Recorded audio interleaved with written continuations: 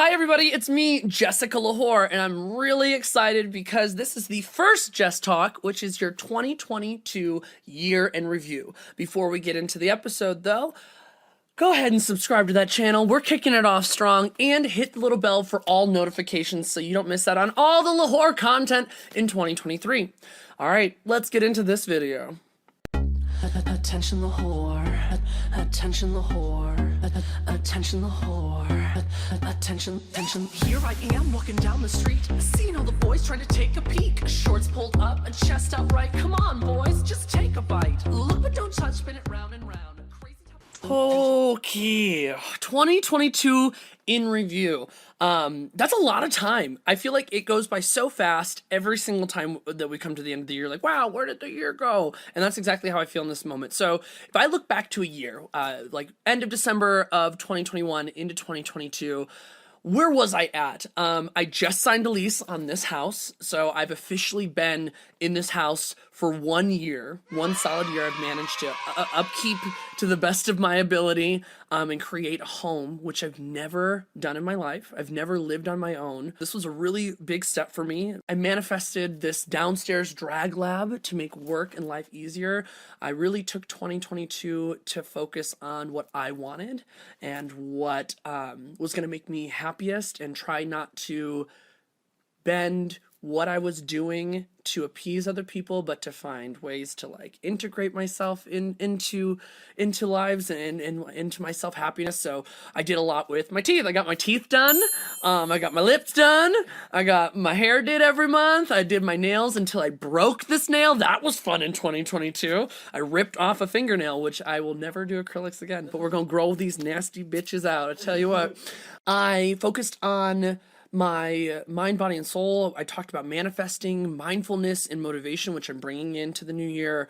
In every possible sense, I tried to focus on those three things. I found so much independence and so much self-confidence. I overcame a lot of mental health struggles like anybody else did, with family, with body image, with suicide. Like, I feel like so much, and I say these things so casually because it's so easy to talk about them now, but 2022, when I think about it, has been a packed year. I did the numbers. I did over 509 events this year. That's not even producing. So that is completely separate than all of the events I did behind the scenes, all the events I produced, anything that I emceed, appeared at, performed at, hosted, fundraised for. Over 509 events. That's something I'm beyond proud of. I got to go to Vegas and host a swingers party in 2022. Had more fun in 2022. Would I have loved to have even more fun and be a little bit more spontaneous? Absolutely. I met with my mother for the first time in over 2.5 years. Didn't go well, but I still did it. Flew out to Chicago for my godson's first birthday, my nephew's first birthday, and it was the first time me and my sisters, all of us, were together for more than 24 hours. That was a big highlight.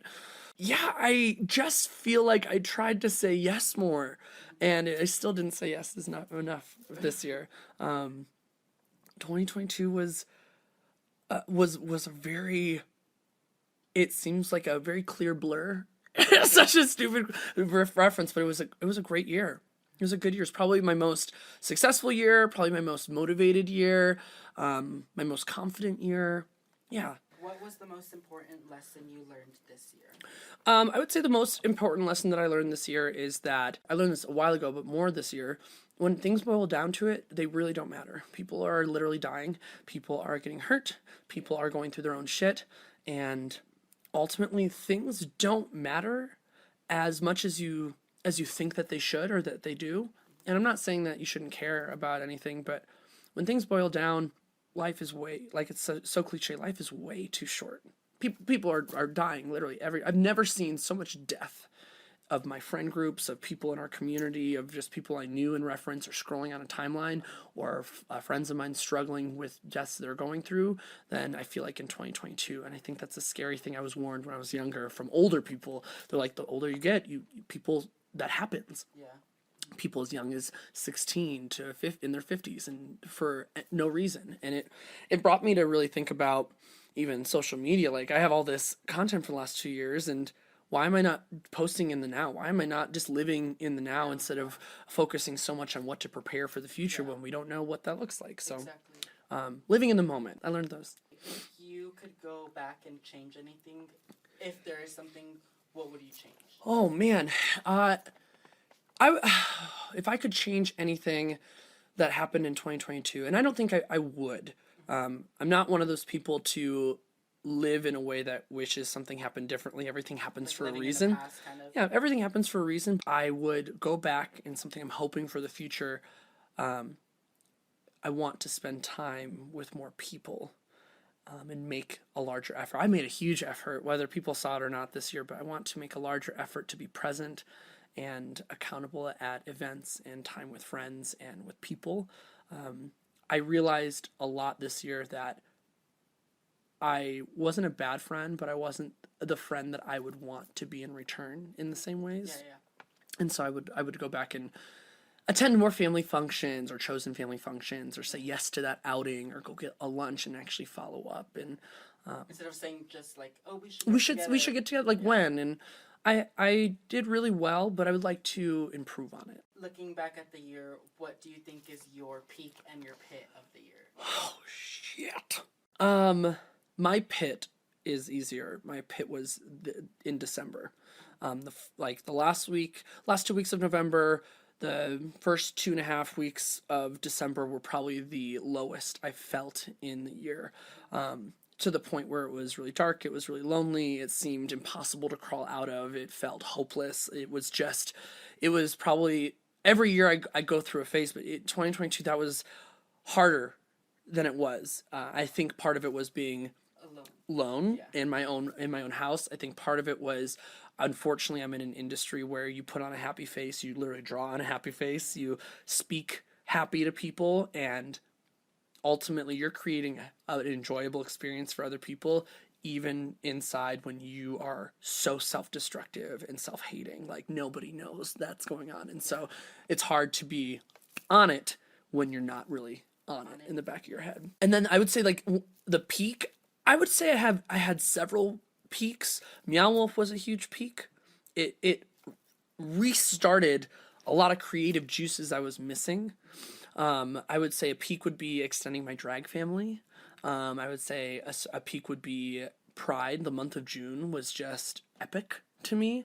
I would say a peak for me it wasn't even a career thing. Just the peak of regularly taking care of myself was a huge peak. I peaked, but I'm not over the peak. The peak is just like the baby step because we're getting it going.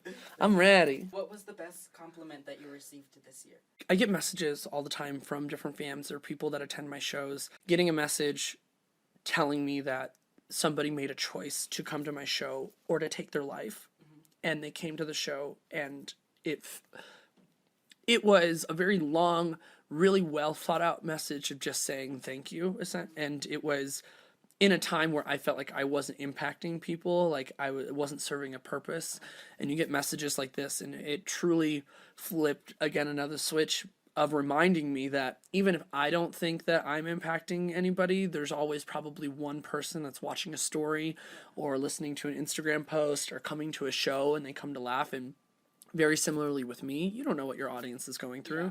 And for someone to say, I chose to come to your show because I overdoing that was mind-blowing to me.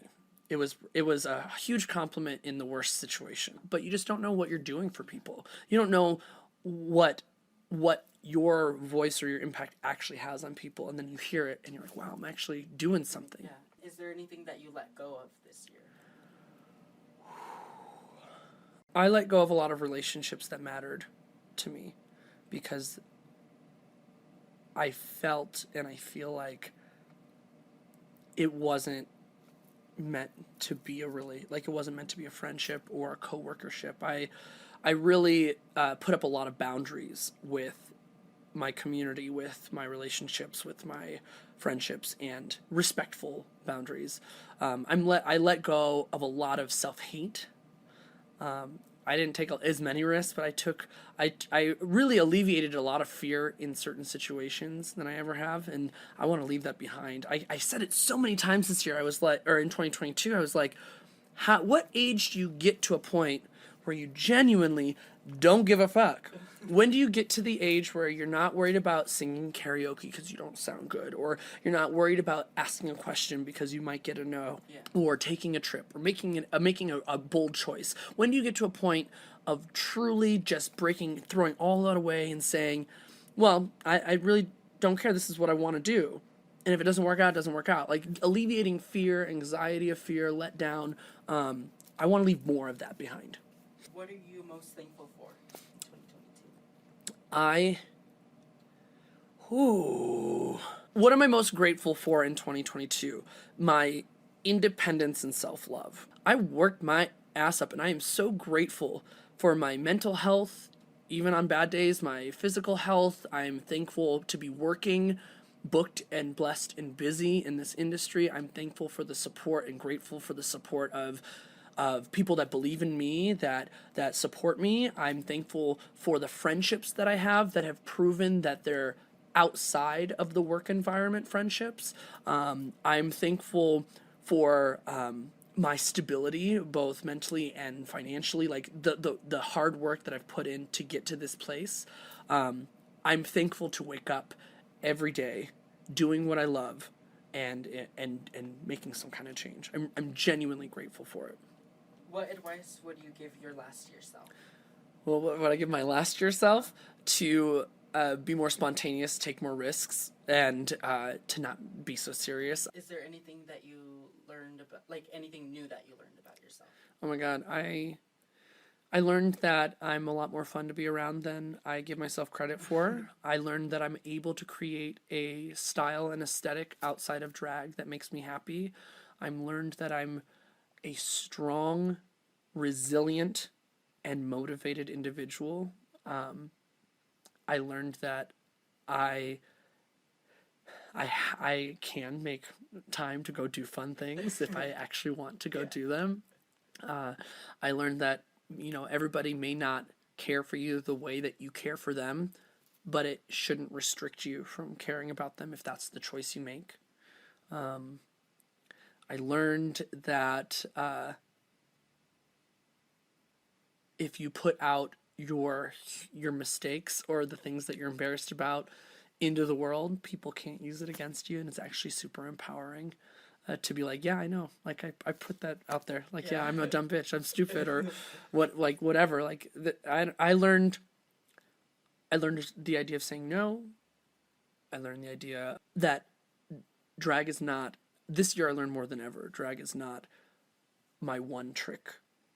Like my value of who I am is not based off the fact that I'm a drag entertainer, and that my drag entertainer-ness is a reflection of my ability to network, event plan, to create a career outside of just being in bars. And I did that. And yeah. What was the best decision you took this year? A superficial thing, the best decision that I could have had is to get my eyebrows done. Although I did that technically the year before, but I enhanced it for this year to shave my face entirely and draw an eyebrow, like to tattoo eyebrows on. That was a great, aesthetically superficial, great decision. Sounds more dark. The best decision I made was not ending my life this year. That's really sad to say, but that was probably the best mental choice. It's really sad to say, but it's true. The best decision to choose not the demons in my head, but the happiness in my life. That was a huge decision. Okay, so I'm going to scroll through just January to December. I'm not going to stop very much, but things that highlighted to me. So I can tell you right now, I took a lot of nudes in 2022. There is so much pornographic content of my body, from the worst of my psoriasis to the end, because I started working out like for the second year, and I wanted progress photos, so I took as many nudes. What does Moira say in Schitt's Creek? Take pictures of your naked self when you're younger. Take 1,000 naked pictures of yourself now. I chipped my tooth. These funny videos, and yeah, I wanted my teeth done anyway, and I was working with a company, but I had temporaries in, and I chipped this tooth twice, and I look like an English bulldog. Love this video of getting a fireball shot spit into my mouth. That's a great way to start off 2022. Oh, I missed my sweet baby Floof, my cat. That was I only got to see her a couple times this year. She's my sweet baby. Ooh, paper fashion show. That was a lot of fun. We get to do that again at the Fillmore. Dula Peep. Ooh, drunk Dula Peep nudes. That's fun. I went to Hawaii and spent money to get a fancy ass convertible Charger, Corvette, whatever bullshit, and went over 100 miles an hour in Hawaii on the island and just drove like a psycho. That was really cool. Photos at the Marijuana Mansion. That was a really fun time. Hosting Boulder Pride again. That was a huge highlight. Got to see Moulin Rouge at the Buell. That was one of the most amazing shows. Got to see Drag Race or Take Over the World, whatever that one Drag World races. Pride. That was a good time at Pride. Crazy fucking time at Pride. Oh my god, Mother's Day. I know it's past, but that was the first time me and both of my kids all performed together. That was a really fun time. And it was my birthday. Oh my god, I played on 2 volleyball teams. And our one team, we won the tournament. We won the whole fucking thing. And then the second one, we didn't win, but we had so much fun doing it. Some videos of me doing gymnastics. Up until they shut off volunteering, I was going on like 2.5 years straight of volunteering with Feeding Never's Hungry every month. That was really cool, like building that family and like that separation was really cool. Did a lot of weddings this year. A lot of weddings, a lot of cute fits and fashions from Zach, not Jessica. Oh, this was a highlight! How did I not talk about this? Taco Bell followed me on Instagram. And not only that, they sent me, and I still haven't put these videos out. This is what I'm talking about. This is my problem. All of these unboxing videos of my Taco Bell care package, and they sent me $100, and they sent me a sweater, and all this cool shit that I should have tagged months ago. Yeah, Taco Bell sent me a care package, and they followed me. Highlight of the year. Lady Gaga's on here. That was a really fun drunk adventure. More nudes, more nudes, more nudes. Ow! I walked in Latin Fashion Week. I felt so sexy. I had not done bare-legged Jessica, shaved, nared, smooth as butter, tuck that little dick back till you fuck it up. I looked sickening. Me being a hoe at Carly Rae. Did an event for Breast Cancer Awareness Month. That was a really cool event. Cold, but really cool event to see so many people. Oh, Maris the Great and the Faggots of Death. I got to host their like concert night for the second time in a year. And I had to impersonate Dolly Parton. Did a grilled cheese festival as Dolly Parton. That was really cool. Holiday party here was amazing. New Year's was really great. Made all my superstitious foods into the new year again, like I like to do. And that's so weird. Just think that that's the year. I just went through like a quick scroll. So much happened this year. When you look at it, so much happened. And maybe one day you all will get to see it.